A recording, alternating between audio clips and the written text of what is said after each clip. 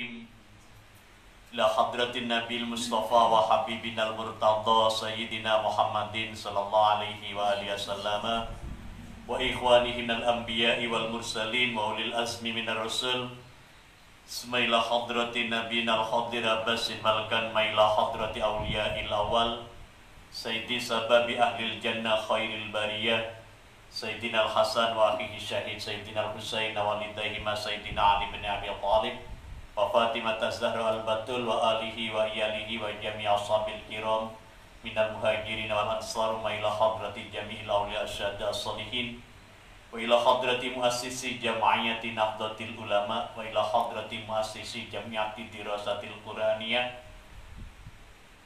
Nas'aluka ya Allah as-salamah wal afiyah was-sihhah minal corona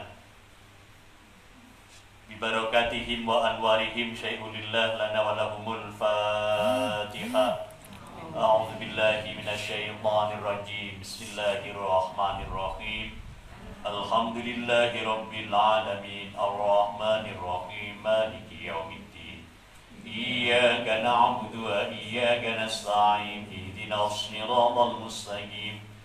Siratal ladzina an'amta 'alaihim ghairil maghdubi 'alaihim waladdallin. Rabbi ighfirli wa liwalidayya amin ya rabbal alamin. Kita sedikit memulai pengajian kita dengan munajat pada Ahlul Bait Nabi. Khamsatun ukhfi biha arral waba'il haqima al-Mustafa wal Murtadha wa manahuma wal Fatima. Para Ustaz, Ustazah, jamaah rahimakumullah. Dalam makalah guru kita, beliau mengatakan jika kita ingin menciptakan suasana damai, ketenangan hati, maka ciptakan halaqah Qur'aniyah dengan cara membentuk kelompok mengaji dan mengkaji Al-Quran di mana saja kita berada. Rahmat Allah pasti akan turun menyelimuti kita.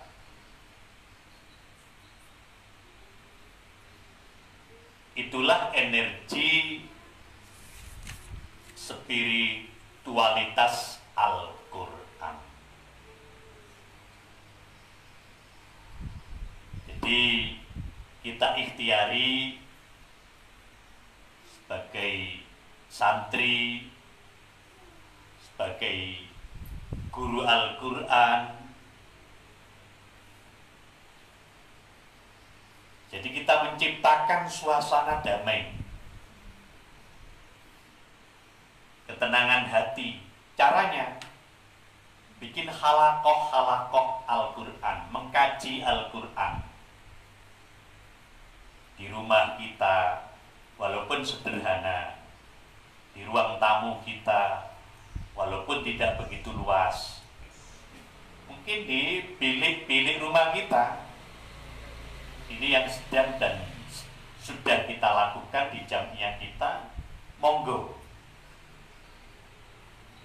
Dimulai dari keluarga kita ajak anak kita, bisa jadi tetangga kita, walaupun tidak banyak, 2 orang, 5 orang, dan tidak harus menjadi lembaga yang berstatus resmi. Adakan saya sosialisasikan ke teman-teman, monggo. Nih Ustaz Mukhlas ya, di rumahnya jadi pakai ajar ngaji ya, di Ustaz ini Ilmi ini Muhammad apa namanya lengkapnya Miftahul Ilmi MA.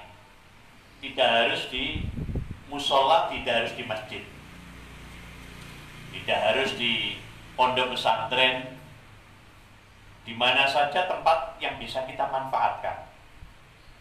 Ngantos kula niki lek guyonan ten panjenengan, masa omah sak ngono gedhe niki kelonthok ae Pak Jenal ya. Lha sing dikeloni. Apa maknanya? Ya, sesederhana mungkin kita bisa melakukan tindakan mulia itu. Ngaji di rumah-rumah, iya. Sehingga kalau sekarang ada edaran ya dari Menteri Agama kita, dari Majelis Ulama Indonesia, dari PBNU ya dalam rangka ikut serta mensikapi supaya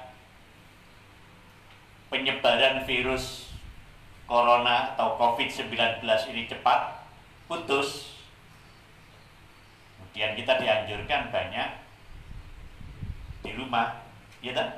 Mengurangi aktivitas di luar rumah. Pas ini. Maka di dalam hadis yang sering disampaikan oleh guru-guru kita, zayyinu buyutakum bis-sholati wa qiraatil Qur'an. Dalam hadis yang lain, zayyinu buyutakum bis-sholati wa tilawatil Qur'an. Hiasilah rumah-rumah kalian dengan sholat. Pas sholat sunnah, pas sholat fardu, sholat sendiri atau berjamaah, monggo mengalihkan masjid di rumah kita, menjadikan rumah kita masjid. Mengalihkan musola di rumah kita, menjadikan musola kita sebagai masjid. Dan membaca Al-Quran jam berapapun. Dalam rangka apa? Menciptakan suasana damai, menciptakan ketenangan hati. Ya Quran. Itu energi spiritual Al-Quran. Yang kita yang mulai. Pada saat tertentu yang sudah lazim di saat-saat normal, ada namanya semaan Al-Quran yang jumlahnya sampai mencapai ribuan, gitu? Yang dilakukan oleh guru-guru kita, kiai kita, oleh para hufal Al-Quran. Tapi sisi lain yang bisa kita lakukan yang sederhana, monggo. Kalau ditanya orang nanti apa pengajian halakoh atau ngaos jenengan pun enten napa pusat kelas namanya? Izin nih, napa negaranya? Oh, izin operasional. Sampaikan dengan wajah yang santun, dengan mimik yang teduh, bendungan niki napa ingkang kula lampahi niki amanat saking para kiai, saking para guru. Ya bahasa-bahasa gitu saja. Maka budayakan rumah-rumah kita ditempati untuk sholat dan halakoh Al-Quran. Seperti Ustaz Miftahul Ilmi ini, ya punya TPQ, ya punya sekolahan, tapi suatu saat letakkan di rumah saja. Di apa Bali kan, ya nggak apa-apa. Maka dulu teman-teman di Jamiah kita ini pernah pengajian antar rumah. Kalau di teman-teman daleman itu ada namanya triwulan, ada 2 bulan. Tidak apa-apa, rumah-rumahnya siapa yang perlu mendapatkan sentuhan dari bacaan-bacaan Al-Quran kita. Tidak harus 1 juz, ya, lebih ya boleh. Kalau 1 juz memang kakean ya 2 juz ya. Itu energi positif spiritual Al-Quran. Yang kedua, seorang pembaca Al-Quran yang baik, apalagi yang hafal Quran, dinominasikan oleh Nabi SAW sebagai imam sholat. Ya ummul qawma aqra'uhum li kitabillahi.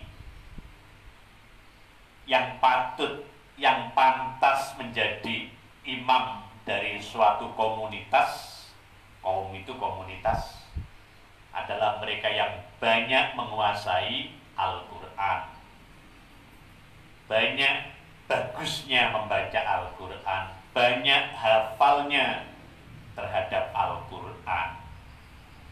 Inilah tangga pertama berangkatnya seorang hafid, seorang qori. Jadi apa? Jadi imam. Maka saya sering merekomendasikan pada panjenengan semua, perempuan-perempuan yang belum nikah, kalau cari suami, cari yang bacaan Qur'annya baik, bagus, syukur-syukur yang suaranya merdu, biar nanti bibit anak cucunya punya bibit suara yang merdu. Kalau yang sudah punya anak, saya rekomendasikan nanti kalau cari menantu, gitu, yang bacaan Qur'annya yang enak, bagus, syukur-syukur, yang hafidul Qur'an. Ini rekomendasi. Makanya perbanyak anak biar nanti banyak menantu juga. Tapi jauh-jauh diberitahu lah, anak itu nak, meni-meni nak, sampean tak ilingno golek bojo nak, golek bojo sing ahli maca Quran, suarane sing enak. Jadi mindset berpikirnya anak kemanapun berada, aku jangan golek bojo sing qori, aku jangan golek bojo sing hafizul Quran. Itu kalau perempuan. Kalau laki juga gitu. Saya nanti akan jadi laki-laki yang punya istri qori'ah, hafizah. Ini yang sosialisasi sinten menawi boten kula kalih panjenengan. Wong kita ini di lembaga jamaahnya dirasa Quran, ya kita. Monggo itu sering-sering sebut di telinga anak. Syukur-syukur kalau anak itu mau mengagendakan di memorinya, tulis sing gede, bojoku ahli maca Quran. Ada? Calon suamiku hafidul Quran. Tulis itu yang besar. Sehingga kalau itu kemudian sampai sosialisasikan, itu qori-qori'ah, hafid-hafidah yang belum nikah atau yang punya anak seperti itu, wah, pantes tak kayak mantu. Masuk nominasi enggak? Apa lemahnya? Apa kurangnya? Atau kurang hebat apa orang ahli baca Quran? Ya, ini mulai duduk sini kelan ya. Masya Allah. Jika dia mengembangkan diri dengan keahlian yang lain, ya, dia hafidul Quran, dia qori'ul Quran, kemudian mampu mengembangkan keahlian yang lain.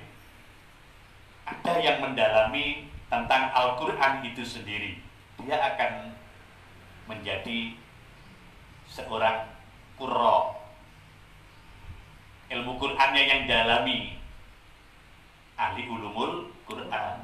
Kalau dari hafidnya, dari qori'nya, kemudian dia mengembangkan ilmu fikihnya, dia ahli fikih, namanya fuqaha. Kalau ahli tauhid hebat lagi, wa ikhwanuka minal malaikati wa ahli tauhid. Kalau dia mau mengembangkan masalah yang lain, contohnya dalam bidang usaha, dia jadi pengusaha yang hafidul Quran.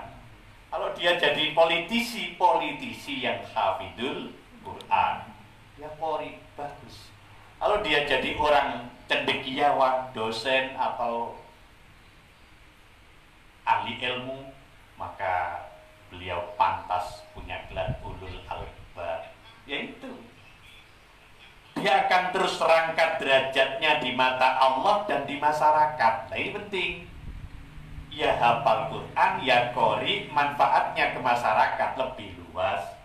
Apa maknanya? Jangan sampai qori'ul Quran, hafidul Quran, kemudian dia hanya berpangku tangan, boten pareng tengok-tengok, hanya sebatas bangga dengan hafalannya, bangga dengan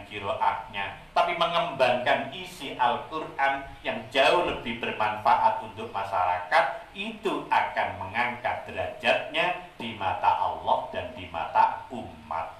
Itulah bukti bahwa Allah mengapresiasi para khadimul Quran. Maka menjadi tanggung jawab setiap keluarga muslim. Keluarga apa? Muslim, pun sampai keliru, bukan keluarga mursal. Keluarga muslim menjadikan seluruh anggota keluarganya bisa membaca Al-Quran. Alangkah indahnya jika setiap sehabis sholat maghrib umpamanya, mereka duduk bersama untuk mengaji dan mengkaji Al-Quran. Itulah salah satu pemandangan terindah dalam pandangan Allah. Dan itulah tipikal keluarga sakinah. Ya Allah, mari kita angkat tangan kita. Ya Allah, jadikanlah kami orang-orang yang selalu mencintaimu, mencintai nabimu, mencintai Al-Quran kitab sucimu, mencintai orang yang mencintaimu, mencintai amalan yang mendekatkan diri kami kepadamu. Ya Rahmanu ya Rahim. Allahumma ruhamna bil Qur'an